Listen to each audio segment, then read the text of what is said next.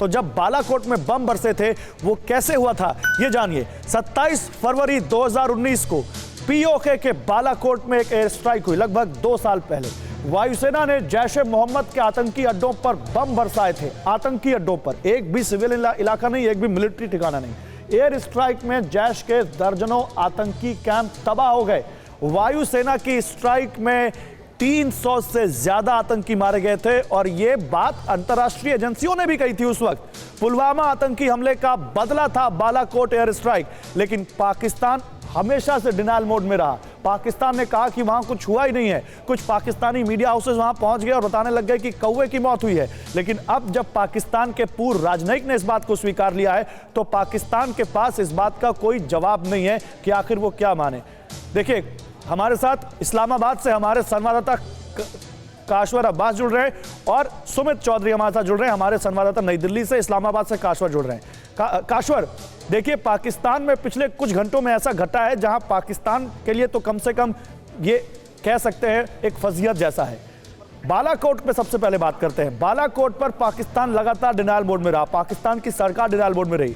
लेकिन अगर जफर हिलाली जैसे फॉर्मर डिप्लोमेट ये कहें कि 300 आतंकी मारे गए तो ये कितना बड़ा झटका है पाकिस्तान की सरकार के लिए और कितना बड़ा ये वहां कन्फेशन है।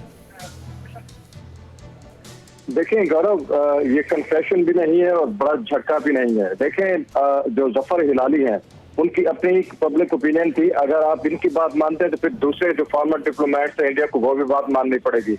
उन्होंने ये कहा कि पाकिस्तान में कोई आतंकी जिस तरह से वहां से कंट्रोवर्शियल स्टेटमेंट जाते हैं, वो कहते हैं पाकिस्तान की इस वक्त इकॉनमी, बल्कि 1947 से मैंने कुछ स्टेटमेंट देखी है कि वो अमेरिका से भी हमेशा ऊपर रही है। हम इस वक्त दुनिया की नंबर 1 स्टेट है, हमारे डिप्लोमेट कहते हैं, हमारे फॉर्मर डिप्लोमेट कहते हैं दुनिया में पाकिस्तान के जैसा तो कोई देश है नहीं। या तो फिर सबकी बात माने। मेरा ख्याल ये है कि जो उम्र के मैं बिल्कुल आपकी बात से सहमत हूं काशवर, मैं आपकी बात को नहीं काट रहा। लेकिन मुझे ये बताइए, कोई अपने देश की बुराई क्यों करेगा?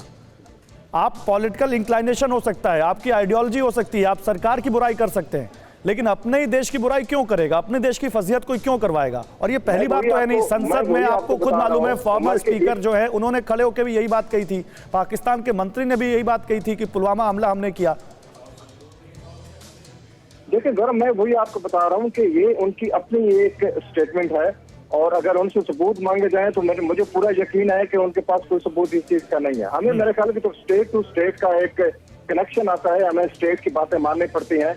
अगर इंडिया से हमें कोई इंसेंटिव इंफॉर्मेशन चाहिए होती तो हम उनकी जो फॉरेन मिनिस्ट्री के स्पोक्स पर्सन है या उनकी मिलिट्री के स्पोक्स पर्सन है, हम उनके ऊपर ही रिलाई करेंगे। तो जफर हिलाली साहब उम्र के जिस हिस्से में है और उससे इस किस्म की बोंगियों आप तवक्को कर सकते हैं। तब तो फिर ये मानना पड़ेगा कि पाकिस्तान के पॉलिटिशियन ही पाकिस्तान के पीछे पड़े हुए हैं। तब तो ये मानना पड़ेगा कि पाकिस्तान एक ऐसा स्टेट बन चुका है जहां पर पॉलिटिशियन चाहते नहीं कि पाकिस्तान तरक्की करे। जफर हिलाली की अगर स्टेटमेंट को ऐसे देखें। सुमित, मैं आता हूं आपके पास, काशवर आता हूं, बात करेंगे। परवाह देश की, सोमवार से शुक्रवार रात 10 बजे TV9 भारतवर्ष पर।